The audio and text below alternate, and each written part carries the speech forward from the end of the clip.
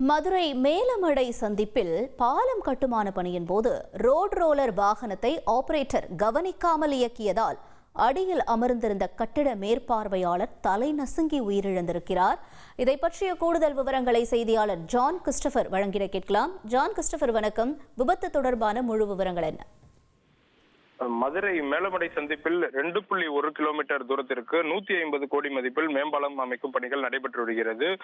மதுரை மாநகரின் போக்குவரத்து நெரிசலை குறைப்பதற்காக இந்த பணியானது கடந்த 2 வருடங்களாக நடைபெற்று வருகிறது. இங்கு 2 வருடங்களாக விருதுநகர் மாவட்டம் காரியாப்பட்டி துலுக்கப்பட்டி கிராமத்தைச் சேர்ந்த கருப்பசாமி என்பவர் கட்டிட பொறியாளர் சூப்பர்வைசராக இங்கு பணியாற்றி வருகிறார். இந்நிலையில் இன்று காலை பணியில் இருந்த அவர் வெயிலின் தாக்கத்தால் அங்கு பணிக்காக நிறுத்தப்பட்டிருந்த ரோட் ரோலர் வண்டியின் அடியில் அமர்ந்து செல்போனை பயன்படுத்திக் கொண்டிருந்தார்.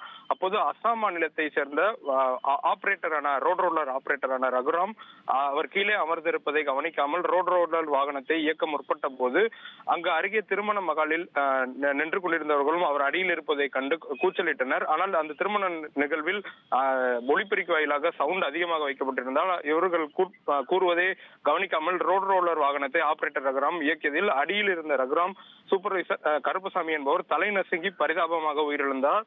இதனை அறிந்த ரோட் ரோலரை இயக்கிய அசாம் மாநிலத்தைச் சேர்ந்த ஆபரேட்டர் தப்பி ஓடி தெப்பக்குளம் காவல் நிலையத்தில் சரணடைந்தார்.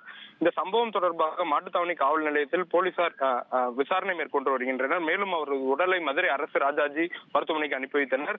மதுரை மேலமடை சந்திப்பில் பால கட்டுமான பணி இருந்து தப்பிப்பதற்காக அங்கு பணிக்காக நிறுத்தப்பட்டிருந்த ரோட் ரோலர் அடியில் அமர்ந்திருந்த போது ரோட் ரோலரை கவனிக்காமல் ஆபரேட்டரை இயக்கி தலை நசுங்கி உயிரிழந்த சம்பவம் சோகத்தை ஏற்படுத்தியுள்ளது. தகவல்களுக்கு நன்றி ஜான் கிறிஸ்டபர். செய்திகளை உடனுக்குடன் தெரிந்து கொள்ள உடனே சப்ஸ்கிரைப் பண்ணுங்க.